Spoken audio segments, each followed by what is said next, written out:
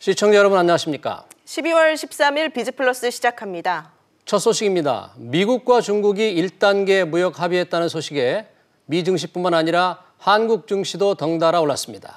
취재 기자를 연결합니다. 신윤철 기자. 네, 신윤철입니다. 네, 미중 무역 합의가 국내 증시에 호재로 작용을 했죠. 2170선을 탈환했다고요? 네, 그렇습니다. 코스피는 전거래일보다 32.92포인트 오른 2170.25를 기록했는데요. 이는 지난 5월 이후 최고치입니다. 외국인과 기관이 각각 5,179억 원, 4,786억 원어치를 순매수했고 개인이 9,854억 원을 순매도했습니다.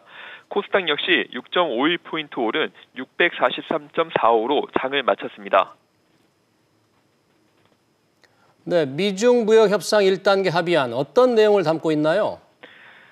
네, 미중 합의안 1단계 안에 따르면 중국은 미국산 농산물을 구매와 지적 재산권 보호를 강화하고 미국은 그 대가로 이달 15일에 예정됐던 1,650억 달러 규모의 중국산 제품에 대한 15% 관세 불가를 보류하는 게 골자입니다.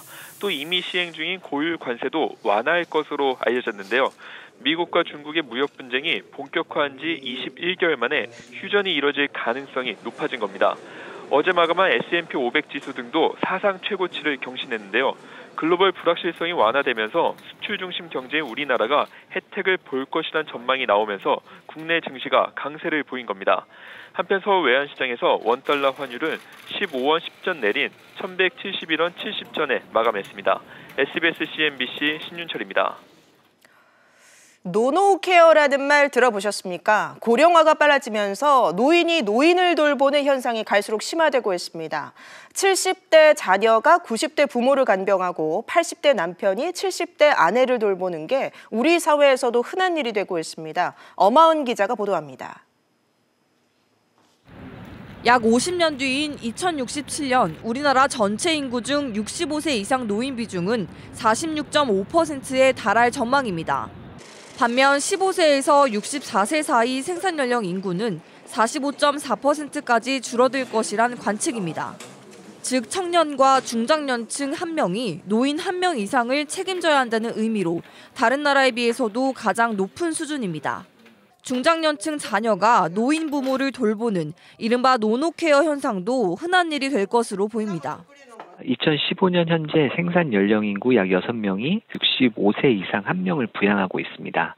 2067년 정도 되면은 생산 연령 인구 1명이 고령 인구 1명 이상을 부양하는 사회로 전환하게 되겠습니다. 한편 소득이 낮을수록 수명도 짧아지는 건강 불평등 현상도 더욱 심화될 전망입니다. 저소득층은 정기적인 치료 등 건강관리에 어려움을 겪을 가능성이 크기 때문입니다. 소득 상위 20%와 하위 20%의 기대 수명 차이는 10여 년 사이 더욱 커졌고 2030년에는 6.73세까지 벌어질 전망입니다. 한편 세 가구 중 한 가구꼴인 우리나라 1인 가구 중 36%가 월소득이 200만 원 미만으로 경제 상태, 주거, 사회활동과 여가 등 삶의 질 영역에서 대체로 열악한 상태인 것으로 조사됐습니다. SBS CNBC 엄하은입니다.